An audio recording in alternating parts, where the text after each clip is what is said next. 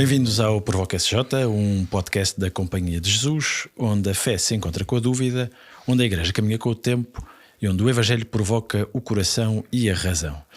E se calhar hoje vamos mesmo provocar o coração e a razão, porque às vezes damos-nos conta que ou ouvimos dizer que a Igreja nos diz exatamente o que temos que fazer e temos que fechar os olhos e portanto ou fazemos assim, estamos dentro ou estamos fora, e que parece que ser cristão é não pensar. Naturalmente, além de mim que provoco, temos o Duarte e o Nelson, que não só são provocadores, como também pensam e são cristãos. Tentamos. Enfim, vemos no mundo com muitas inteligências, umas mais artificiais que outras. Aliás, o nosso Santo Padre provocou-nos e mudou-nos aqui a maneira de pensar esta relação com a inteligência artificial, mas não só isso, também esta atualização da doutrina social da Igreja, e começou a sua encíclica, a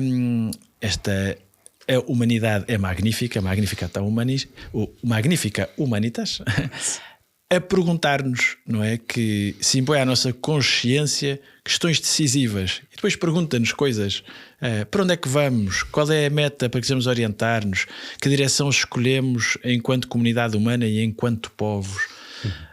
Mas sempre foi assim, a Igreja permitiu-nos sempre pensar, a hierarquia e o povo de Deus são assim tão diferentes, que a Igreja é com letra pequena, a Igreja com letra grande, pensamento e razão. Enfim, portanto, hoje vai ser por aqui que vamos andar. Não para justificar que vale pensar tudo, mas que sim, é preciso pensar. Duarte, vou já chutar para ti, porque como sabemos o Duarte estudou muitos anos em Roma e portanto tem a ortodoxia na ponta da língua e sabem isto. A Igreja nestes 2000 anos fez sempre perguntas ao povo de Deus, diga a Igreja enquanto a hierarquia, ou isto já foi diferente? Isto, eu tenho uma memória muito viva da minha primeira aula de História 3, História da Igreja 3, no terceiro ano lá na Gregoriana, em Roma. E lembro-me perfeitamente do professor ter apresentado, dizia assim: como é mai? Como é mai? Como é que é possível? O quê? Que o Papa Gregório XVI, na encíclica Mirari Vos de 1832, portanto não foi assim, ainda não fez 200 anos, tenha dito, tinha escrito o seguinte: Gregório XVI, nesta encíclica, alimentou que o indiferentismo religioso que dá origem a essa absurda e errónea proposição que afirma que a liberdade de consciência deve ser mantida para todos. Ela espalha ruína nos assuntos sagrados e civis. Isto é uma tradução um bocado brasileira, mas... E a encíclica de Pio IX de 1864, portanto ainda mais para a frente, condenou especificamente a ideia de que a liberdade de consciência e culto é o direito pessoal de cada homem, que deve ser proclamado e afirmado legalmente em toda a sociedade devidamente constituída. Mas também é verdade que se calhar a definição de consciência e o lugar da consciência não é... que passados uns anos isto mudou. Calma. No Concílio Vaticano II, numa dos decretos que chama-se Dignitatis Humanitas, no número 2 diz assim: este Concílio Vaticano declara que a pessoa humana tem direito à liberdade religiosa. Esta liberdade consiste no seguinte: todos os homens devem estar livres de coação, quer por parte dos indivíduos, quer dos grupos sociais ou de qualquer autoridade humana, e de tal modo que em matéria religiosa ninguém seja forçado a agir contra a própria consciência, nem impedido de proceder segundo a mesma, em privado e em público, só ou associado com outros, dentro dos devidos limites. Portanto, 100 anos depois, a Igreja estava a afirmar exatamente o contrário àquilo que o Papa Pio IX afirmava. Portanto, não foi sempre assim. E a história, é evidente que o século XIX, estamos a falar disto, o século XIX é uma coisa, foi difícil. Ou seja, tudo o que vem da Revolução Francesa, em 1789, Tomada da Bastilha, até ao Concílio Vaticano II, foi uma história difícil, mas sobretudo o século XIX. E portanto estamos aqui em meados do século XIX, que foi um século em que a Igreja estava a apanhar porrada de todos os lados. Sim. Em que a própria humanidade estava a aprender a dar novos passos em relação ao mundo e a si próprio, a maneira como se via, a maneira como pensava. E isto é importante porque isto também só diz que o contexto histórico também dita muitas vezes aquilo que se diz, como se pensa. Isto não é só ciência infusa, isto é uma ciência encarnada também muitas vezes. Felizmente o cristianismo não começou no século XIX. Exatamente. Não, e é verdade que é curioso, pois a malta às vezes fala do Concílio Vaticano II e deste primado da consciência como uma invenção modernista, que isto é uma coisa que nós inventámos no século XX.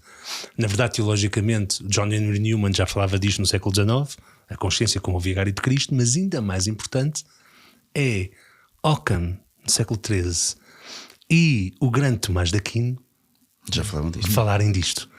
Tomás de Aquino, inclusive na Suma, vai dizer: quem age contra a consciência peca sempre. Reparem bem no absoluto que tem esta frase. E o Tomás de Aquino é um homem que gostasse de afirmar coisas assim um bocadinho à toa. Quem age contra a consciência peca sempre. Depois ele faz uma distinção entre o que é um erro invencível, em que a pessoa não consegue, não tem meios para saber a verdade moral, então aí a pessoa não tem culpa na ignorância e ela age de acordo com o que sinceramente crê ser o bem, e aquilo que é o erro vencível, que vem da negligência. A pessoa poderia saber e não sabe. Mas ainda assim, mesmo com esta distinção, que é mesmo importante, é fundamental pensar e não esquecer que já na Idade Média a boa teologia o que dizia é: atenção, há aqui um primado da consciência. Então nós não devemos simplesmente ser repetidores do que a Igreja diz. Nós temos mesmo de ir educando-nos como cristãos para compreender o mistério e estar a par, não só do que nós às vezes dizemos que é a doutrina, mas também da teologia. Até se quiserem, só para rematar aqui, na Igreja de São Roque temos uma estátua extraordinária Em Lisboa, de Nossa Senhora Mãe da Doutrina. Então nós pensamos que a Nossa Senhora está com um livro ao colo, mas não está. Nossa Senhora está com Jesus ao colo. Qual é que é a verdadeira doutrina? A verdadeira doutrina é um homem, é Cristo.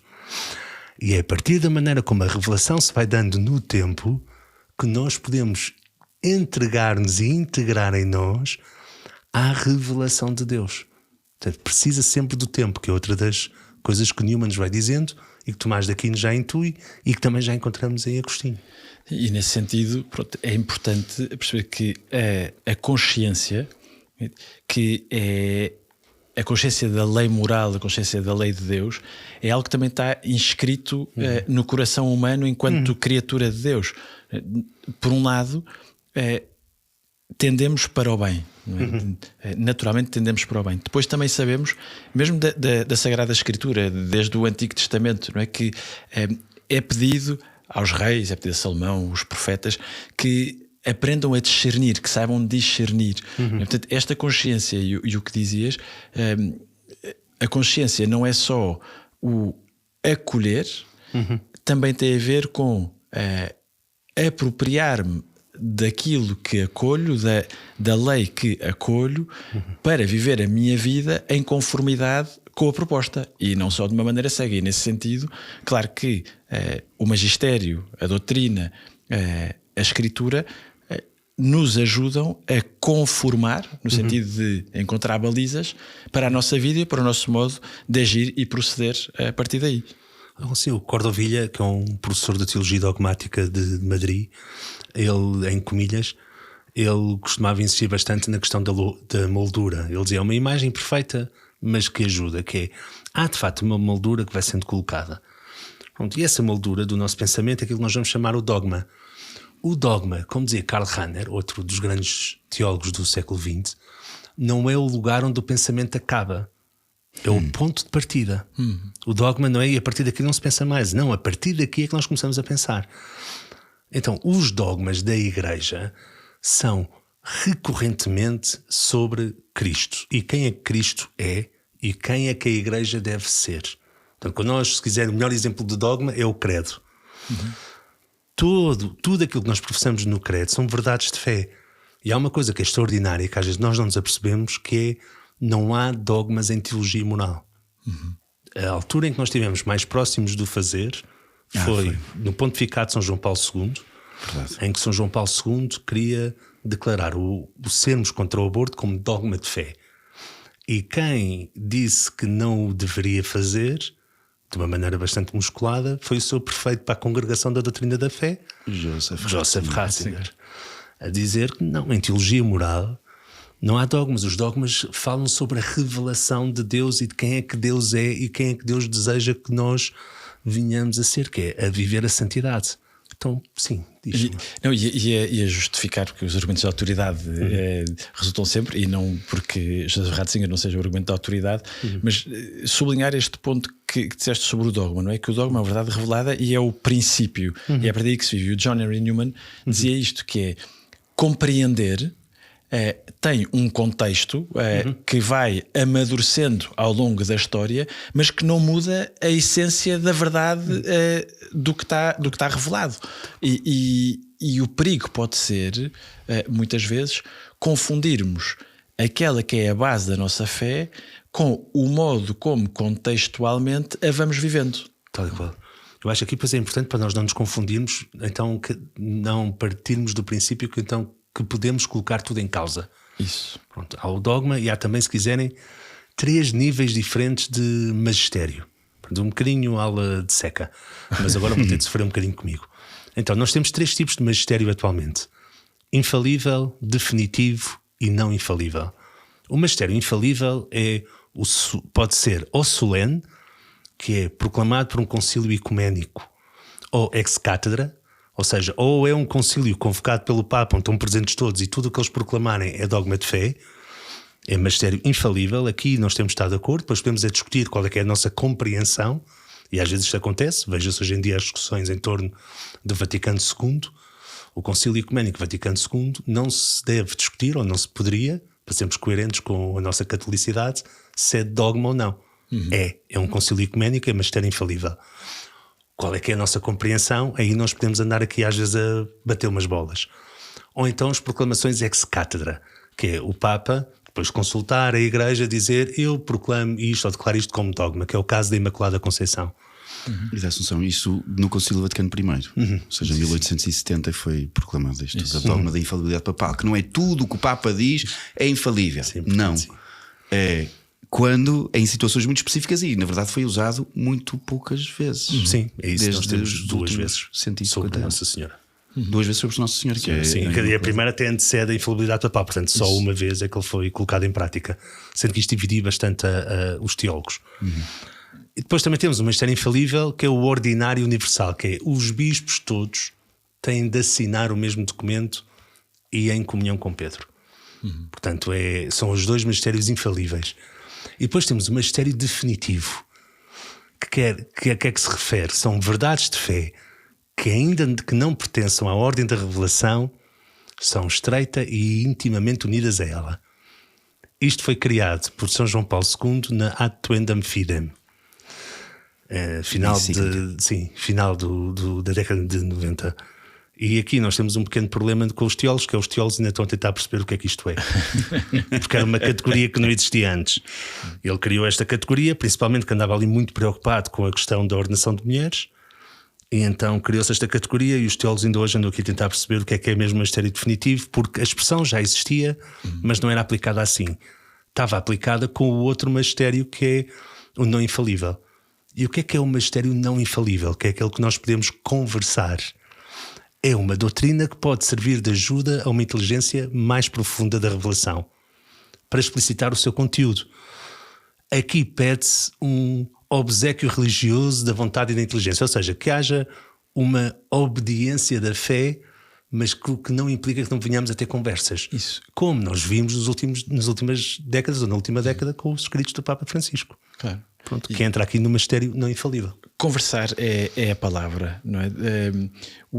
A consciência deve ser esclarecida, não é? Dizemos isto o catecismo diz isto. Devemos esclarecer a consciência. A formação da consciência. A Igreja ajuda na formação da consciência. Da consciência. Agora, não nos desresponsabilizamos daquilo em que acreditamos, no nosso modo de viver, porque não queremos aprender. Claro que aprender dá trabalho, formar a consciência dá trabalho. E sobretudo ser fiel a isso, ou seja, às vezes fazer uma coisa, às vezes é difícil. Porque esta coisa da obediência é uma coisa difícil sempre, não é? Por isso, só para desculpa. Aí o mais fácil seria todos estes níveis de que falavas, estes níveis dogmáticos de que falavas. É fácil pôr tudo no mesmo saco e dizer qualquer coisa que esteja escrito num documento da Igreja, então é para usar e já está. Acriticamente. O Papa Francisco colocou-nos aqui num movimento de discernimento. Enfim, vem de escolas teológicas mais antigas. Não foi o Papa Francisco que inventou o discernimento. Aliás, o rei Salomão teve que discernir muito e foi muitos anos antes do Papa Francisco. Séculos, milénios. O discernimento não é que cada um faça o que quiser. Isto não é o discernimento. O discernimento não é um laxismo para justificar uma espécie de self-service teológico ou da fé. O discernimento supõe esta formação da consciência. A centralidade da consciência que o Concílio Vaticano II vem retomar não é dizer que agora cada cristão pode pensar e agir como quer. Quer dizer, cada cristão se há de formar não só por esta lei natural que habita e esta lei de Deus iluminada pela graça, pela revelação que vive em nós, mas também pela minha capacidade de aprender, pela minha capacidade até de ensinar. Não é? E portanto o discernimento supõe ler, aprender, acompanhar, comunidade e portanto a oração também, provavelmente. Ser honesto, que é tramado. Intelectualmente honesto é tramado. Moralmente honesto é difícil, mas ser...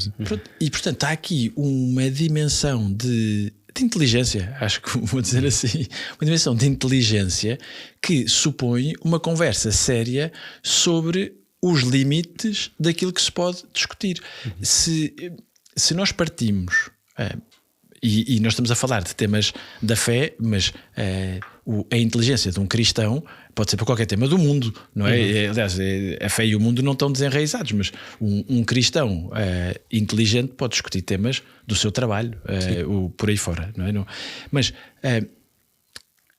o ponto de partida para uma conversa sobre os temas que se podem debater é sempre a abertura ao diálogo e não o encerramento ideológico. Se eu vou para uma conversa e não estou disposto a escutar o outro, já não digo a mudar de opinião, não é? Mas se eu não estou disposto a escutar o outro, então não é uma conversa, estou simplesmente à espera que o outro se cale para eu contra-argumentar e, portanto, podemos passar o tempo só. Eu falo e tu respeituosamente estás calado, e depois tu falas e eu respeituosamente estou calado, e chegamos ao fim e estamos iguais.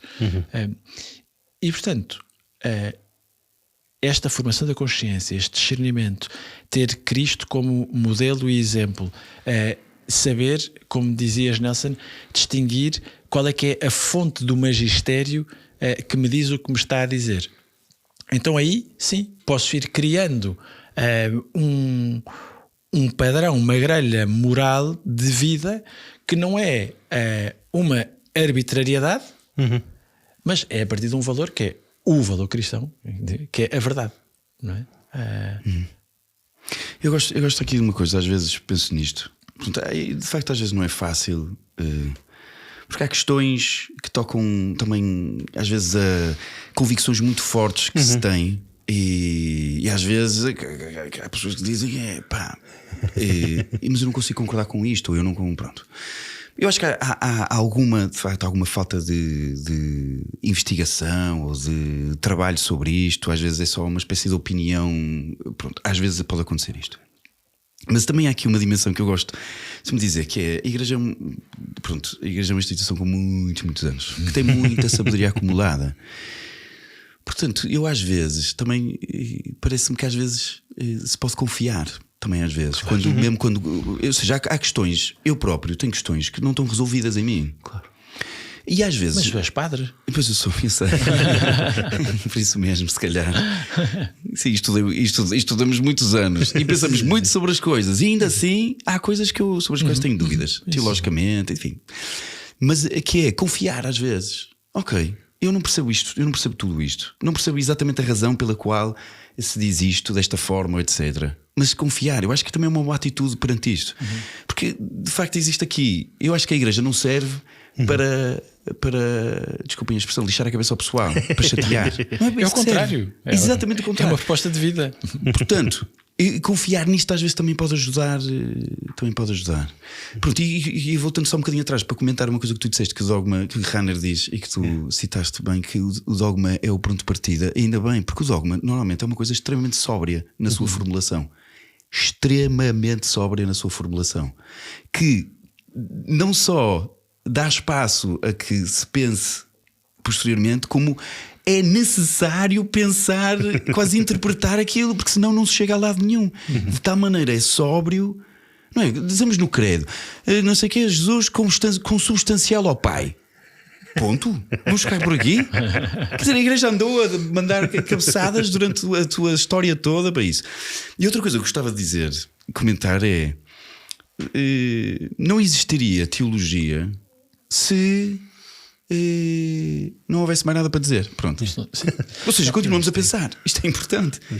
Seja a teologia, seja a nível dogmático, seja a nível de teologia fundamentada, de diálogo com o mundo, seja a nível moral. Continua gente a pensar nisto. Portanto, está fechado? Não. Vou tirar uma acha para a fogueira para o Nelson pegar. Porque de facto estamos aqui a falar ao nível da teologia, mas então ao nível da catequese, ao nível das comunidades, ao nível do cristão comum que não tira um curso superior, que não tem que pensar. Na catequese, na comunidade, no grupo de jovens, também dá para ir batendo umas bolas. Ou seja, isto é exclusivo dos teólogos e dos bispos Não, eu acho que isto essencialmente a catequese deve ser o lugar onde as pessoas devem dizer, sempre que possível, não sei. Eu acho que muitos dos problemas da nossa catequese se resolviam com: eu não sei responder essa pergunta, vou ver, vou perguntar ao Dr. Google a ver o que é que ele diz. Ainda que não seja a melhor base, pelo menos às vezes pode dar alguma base, porque por vezes nós, para tentar impressionar quem nos está a ouvir, podemos dizer coisas que não estão particularmente corretas. Então a ideia de que a catequese, acima de tudo, deve centrar-se na figura de Cristo e não tanto no que é que se pode ou não se pode fazer, na maneira como ele próprio educava, que é: vem e vê. Vem e vê. Jesus, experiência, tal e qual é a experiência do seguimento. Isto é que é importante para Cristo. Cristo não chegou e escreveu um catecismo. Cristo chegou e chamou amigos. Agora venham comigo, vamos ver, e vamos falando, e vamos aprendendo, e vamos batendo bolas. A quantidade de vezes que no Evangelho o que está a acontecer é: eles fazem perguntas a Jesus, Jesus responde, eles continuam a não compreender. Porquê é que a nossa catequese não poderíamos assumir que, em lugar de querer esclarecer tudo, nós queremos é promover um encontro com uma pessoa viva chamada Cristo? E que a partir daqui vamos ter de ir fazendo caminho. Claro que nós temos 2000 anos de história e, felizmente, como eu também às vezes gosto de recordar, nós hoje estamos muito melhores que os 12. Eles não tinham nenhum catecismo, eles não tinham sequer a Bíblia, eles não tinham condições algumas. Não havia pais, não havia sacerdotes, não havia catequistas, não havia consagrados, nada. Só tentar inventar tudo, não havia podcasts. Mas pensar não responsabiliza. Eu acho que é importante ajudar a pensar. Pronto, acho que não é só também. Agora tens de tirar qual é a tua opinião. Não, mostrar aqui caminhos. Se quiserem, no início do século XX, a Igreja, a Pontifícia Comissão Bíblica, estava a dizer que não tinha bem a certeza se Moisés era ou não o autor do Deuteronômio. Início do século XX. Porque estava a ficar muito entalada, porque havia muita gente que andava, exegetas, normalmente do setor protestante, mas na altura também já há muitos católicos, a dizer: se calhar Moisés não foi o autor do Deuteronômio. Há logo aqui uma coisa complicada, que é: o Deuteronômio descreve a morte de Moisés. E Moisés é um tipo incrível, mas conseguir descrever a sua própria morte, narrá-la, eu acho que isto é um bocado difícil. Agora, claro, nós na altura fizemos como pudemos a distinção. Mas reparem, depois dizemos: mas é que só no século XIX é que descobrimos. Não, São Roberto Bellarmino, jesuíta, doutor da Igreja, já no século XVII, dizia que era provável que fosse Esdras quem andou a reescrever o Pentateuco. Porquê é que nós não temos simplesmente a coragem para dizer isto? Não é que nós, durante a Igreja, durante os 2000 anos, já fomos pensando várias vezes e podemos andar para a frente e para trás sobre a forma como compreendemos o mistério. Não podemos ignorar o centro. Isso, a forma como compreendemos o mistério. E aqui é que está o ponto da consciência e o ponto do do tema e da área da conversação. Pronto, é isto, queria só sublinhar isto, porque muitas vezes parece que entramos em discursos polarizados ou radicais ou radicalizados de não se pode. Não. Quando os teólogos debatem, quando as conversas acontecem, quando as perguntas surgem, não tem a ver com acredito ou não acredito. Não é? Porque nós sabemos em quem acreditamos. Nós sabemos. Nós somos cristãos, muitos de nós, espero eu, somos cristãos porque decidimos, houve uma altura da nossa vida que decidimos ser cristãos. E há um pacote que traz uma série de coisas, não é? E tem muitas ramificações este pacote. Tem as incoerências históricas, tem as incoerências exegéticas, como falaste mesmo agora, tem o caminho de progressão de tentativa e erro. O que não tem é uma verdade que se altera. E isto é que nos tem que deixar profundamente descansados também, que é a verdade em que acreditamos não muda com o tempo. Porque a revelação de Deus em Cristo está completa. Felizmente, essa revelação que está completa depois abre-se pelo Pentecostes ao Espírito Santo, que nos dá a capacidade não de questionar a revelação, mas de, como diz também o Vaticano II, ler os sinais dos tempos e entender em cada tempo, em cada espaço e em cada pessoa como é que esta revelação se manifesta, não de uma forma subjetivista, relativista. Não há relativismo na Igreja. Não é? Nós sabemos em quem acreditamos. Agora, que não somos estanques, também dizia isto há bocado, não é, Eduardo? Ou seja, a realidade não é ascética e intemporal, ou pior, atemporal. Não é? Não, há um contexto. E nós, como é que isto se vê de muitas maneiras diferentes? Os séculos de missionação, agora não vamos entrar agora se foi bem, se foi mal, mas os séculos de missionação e o cuidado que franciscanos, dominicanos, jesuítas, outros tiveram em inculturar-se, em conhecer a realidade do lugar onde estavam, de querer perceber o contexto para anunciar a verdade que levavam. São John Henry Newman, o doutor da Igreja, ele tem esta imagem que eu acho que é particularmente feliz, que é Cristo é a fonte. Cristo é a fonte. E como qualquer fonte, qualquer rio, no início o leito é muito discreto. É um ribeirozinho, vai passando entre as pedras. E à medida que se vai encontrando com a geografia, vai alargando e vai ganhando profundidade. E é isto que acontece com a doutrina, com a Igreja, com as nossas vidas. Nós não podemos pensar a nossa fé ou imaginar a nossa fé sem ter uma imagem de Cristo como fonte e o tempo como a geografia na qual o rio vai ganhando largura e ganhando profundidade. Até um dia sair onde nós desejamos, que é o grande encontro com o oceano. É para desaguar no oceano, também não é para ficar preso a este molho ou a este porto que se criou, um porto fluvial ou uma praia fluvial. O próprio da vida cristã é mudar. Newman diz: ser perfeito. Viver é mudar e ser perfeito é mudar sempre. Isto é um tipo do século XIX que era anglicano e que aos 40 anos mudou para católico e que hoje é doutor da Igreja, foi cardeal, um dos grandes inspiradores do Vaticano II, um dos grandes pensadores do século XIX. Agora imaginem, século XIX, como dizia há pouco o Duarte, tão conturbado, tão hostil, em que a Igreja se sentia tão aprisionada, a teologia mais vibrante é a de São John Henry Newman, que era aquele que estava a arriscar olhar para lá do contexto. Tem uma frase bonita de remate nesta carta ao Duque de Norfolk, que diz que a consciência não é a arbitrariedade, é a capacidade de ouvir a verdade. Portanto, supõe, pronto, e depois fomos vendo, e a Igreja atualmente põe-nos isto escutar, não é? Escuta Israel, não é? Escutar, estar atento, criar essa disponibilidade interior. Já falámos aqui noutros episódios da atenção, como nos dias de hoje a atenção é tão fundamental. Não querer um cristão não pode viver por reação. Não é? Eu não posso, nem por achismos. Agora, ter este tipo de diálogo, de conversa, de abertura, de possibilidade, dá trabalho, pede tempo, pede um terreno comum, pede reconhecer que eu posso errar e o outro também pode, mas que eu também posso estar certo e o outro também pode.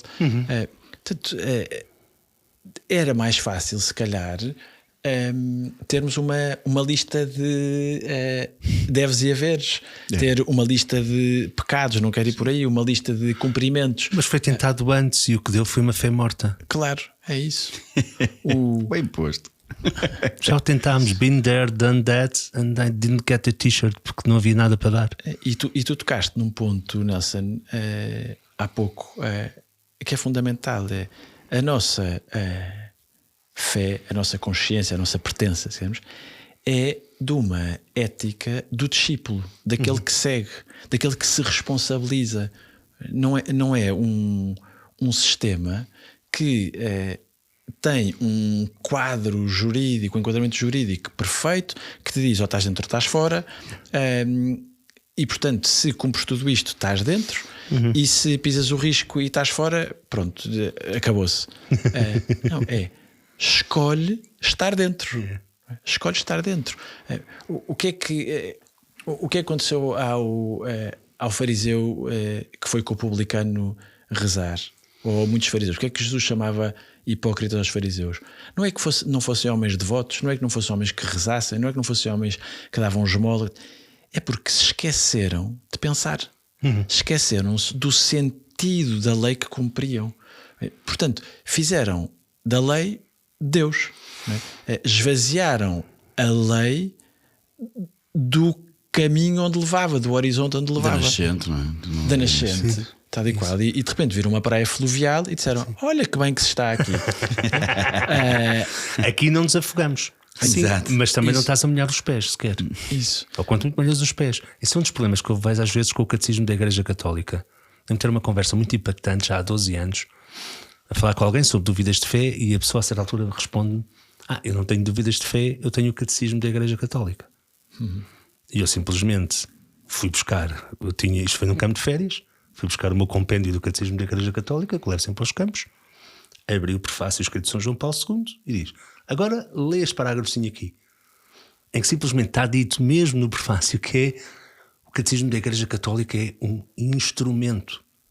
É uma coisa extraordinária, é uma obra monumental, é mesmo bom, mas é preciso saber ler e compreender que não está lá tudo.